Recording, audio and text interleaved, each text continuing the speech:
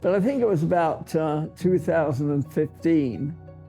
But I was looking for something to replace tennis during the winter, an indoor game, you know. And I think I just got wind of pickleball from friends or, I don't know, people generally.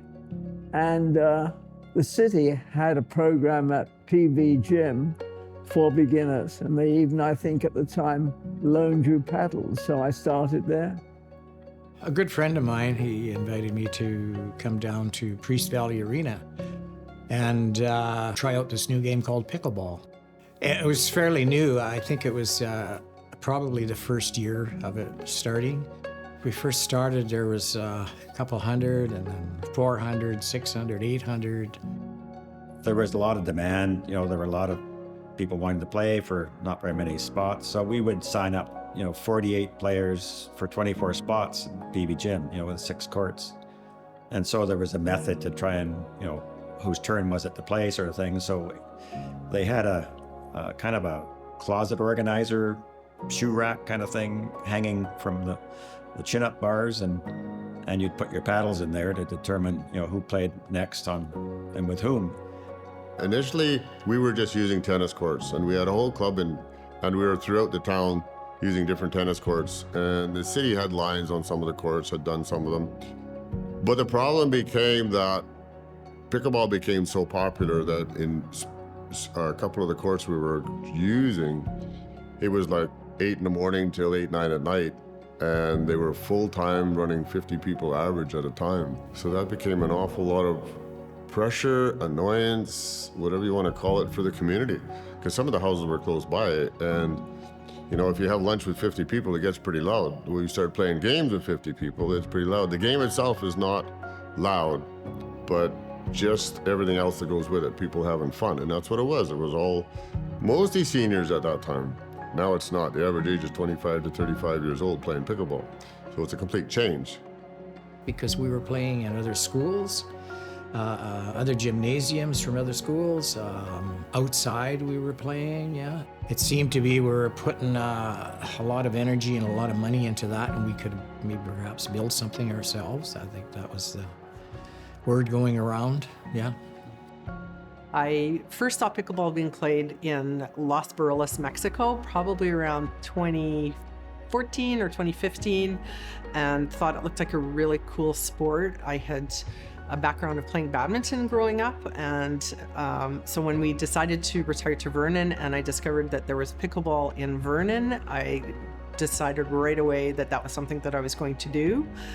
So when we moved here in 2017, after we got settled, there happened to be an open house down at Marshall Field Tennis Courts with the announcement that there was going to be new pickleball courts being built there, and that was my first exposure to the Vernon Pickleball Association.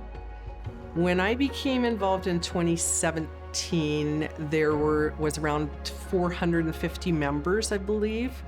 And currently now, in 2024, we have 1,200 members with 500 on a wait list to join. The popularity of pickleball has exploded in Vernon, and as well as everywhere, whether it's BC or across Canada, the US. It's actually the fastest growing sport in North America. So it's not just here in Vernon, but I would say that for the population of Vernon, we have a pretty high pickleball playing population. What happened was we were getting more and more people, and we were running out of places to play. And I knew this site that we have here on Marshall Fields was there, and Tennis actually had an idea. They wanted to build something there, but they didn't. I spent time talking to them, and they said, no, we've given up. And so then that's what I decided I wanted to do. And I did that, and sort of did that on my own type of thing, finding out what we could do. At the time, there was 2 pickleball clubs, and one of the things we had to do is present a united front. And so in doing that, we got the 2 clubs, we started having meetings and got the 2 clubs joined with the idea that we're gonna build a nice facility. The city had in mind that at the time, they were looking at 4, 5, 6, 7 years, and they were going to maybe build 3 or 4 courts.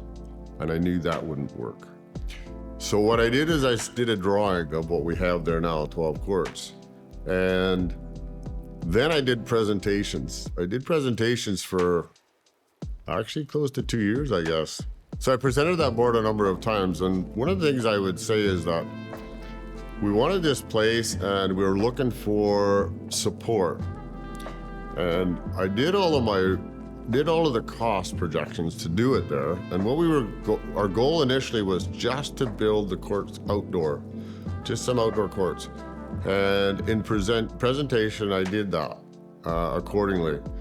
And I was able to finish the project, the outdoor courts, for pretty much half of what they projected, because I knew contractors that I'd worked with in the lumber industry, and they were willing to help out. And then we got donations beyond that. So we were able to get it down to almost half of what the actual projections were.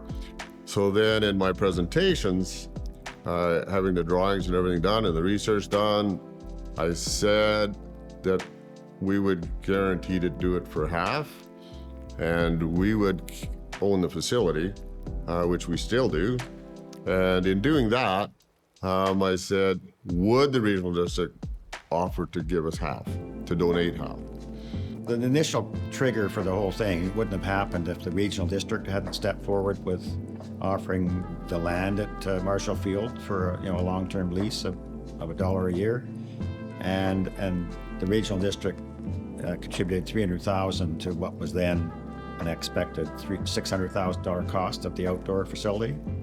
Basically, the politicians at the table recognized that the club could build the facility for about half what government could build it for.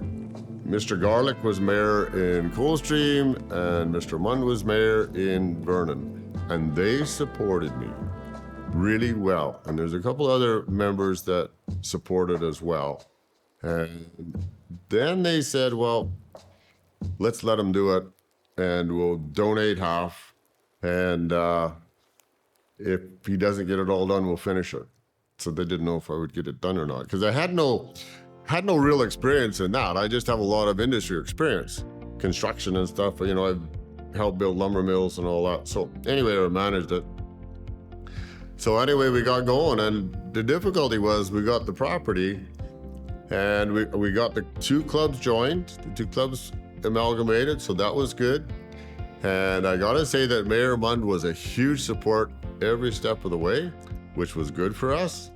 And then we started going, and I got contractors that I knew, and we started. The problem was we ended up with a 25,000 volt underground power line system that we had to move. And I started working with Hydro on getting that done. And we have 12, right now we have 1,200 members in the club and 500 on a waiting list. But what that means is, or the real benefit of that is, we have so many professionals in the club.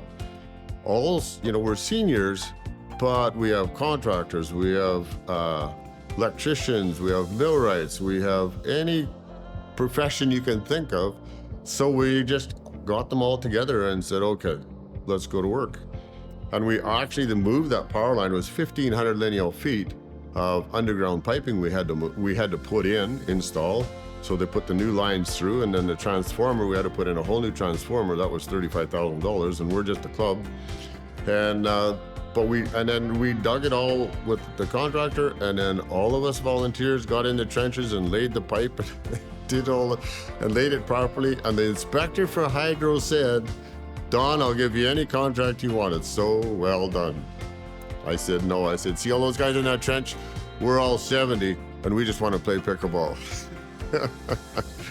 There's a major irrigation controller in there in the middle of the field, and that had to be moved. We put in 15,000 feet of control wire around the Marshall Fields and around the facility and we had to move all of the irrigation lines, and the irrigation main line we had to move. So we had to do all this before we even built. And the other thing that I had in mind initially, was to put a building over top of it. But that was way beyond our reach. That was way beyond what we could afford. But what I did do is put a foundation in first. got the building we wanted, got it all figured out, worked with a company out of Texas, and we had to do some changes and stuff because I had designed heating and all that. So I worked with different companies to get that all figured out. And then we were able to match the foundation to the building. So we put the foundation all the way around. And what that does two things. That actually supports the building, but also supports the paved surface of the courts, so they don't move and you don't get the cracks, and it becomes very stable. So when we were done all that, then we dug it out really deep, down 2 feet, and then we started packing gravel, and then we got, our pavement is this thick. It's 5 inches thick. We got so much support. OK Ready Mix supplied all the concrete blocks for the foundation. And Home Hardware, I must say, Home Hardware gave us all of the materials to build our first shed out there. And that was John at Home Hardware, and that was really good. But anyway, we ended up with a lot of stuff from the community. Gravels we had to get supplied, and we had to get rid of all of the material that was taken away. And Postal they took our dirt, and we had the trucks going back and forth, so they took it for free. They didn't charge us for that. So that was really good. So we ended up with all kinds of support that was really exciting to go. And the paving company, we used Vernon Paving. Vernon Paving this was really unique because they had just bought a brand new paver with a tremendous width and 4 computers on it. Knowing that we were going to be inside, when you build a courts outside, you have to have a fairly steep slope to run water off. But if you're going to go inside, you don't need as much slope. And so even though they were going to be outside, I went to reduce slope, and they got it absolutely accurate. Vernon Paving did with that new machine. And because I did a very, very tight slope on it, and it worked out wonderful. So all of those things came together, and we even had some controversy because people said, well, pickleball's noisy, from what they were hearing in town. And we said, no, we put it out here, we'll put it inside a building eventually. So we ended up finally getting support that way. And at the time, we had 350 members. And so that was enough. That was enough. And we actually had meetings where we're like, we want to build these courts and stuff. And prior to the meetings where we started presenting along the way, we needed to raise another $350,000. It turned out to be $400,000 we had to raise. So we presented that to the club members. Those are the kind of things we used to raise the money. When we got the courts all built, and mostly donations at that time. So we got it done, and it just started to fill up really, really well. So in 2 years, we said, okay, let's see if we can afford the building. When we're about halfway through building the outdoor courts, so we built them first. I joined the building committee at that point. And then the next year I was elected president. And the plan was, after we built the outdoor courts, to put the cover up or the roof up maybe 5+ years later. And to me, that just seemed like too long away. You know, there was so much demand for winter, in particularly for the winter time. It was causing stresses and strains within the club, so I really felt we needed to do it much sooner. So we put together a new building committee for the next phase and a finance committee, and started some planning at that point. That winter, COVID hit, and most of us that were kind of key to this were down south in Arizona or various places, and we came scurrying back across the border in March of 2020 when everything kind of broke loose.